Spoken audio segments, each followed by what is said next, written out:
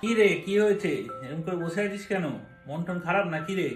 আরে কলকাতার রোববার গুলো খুব মনে পড়ছে। কত গল্প হতো, কত মজা হতো, আর কত খাওয়া দাওয়া বলো। ও আচ্ছা, এই ব্যাপার। ঠিক আছে, চাপ নিস না, দেখছি কি করা যায়। ঠিক আছে, দাঁড়া।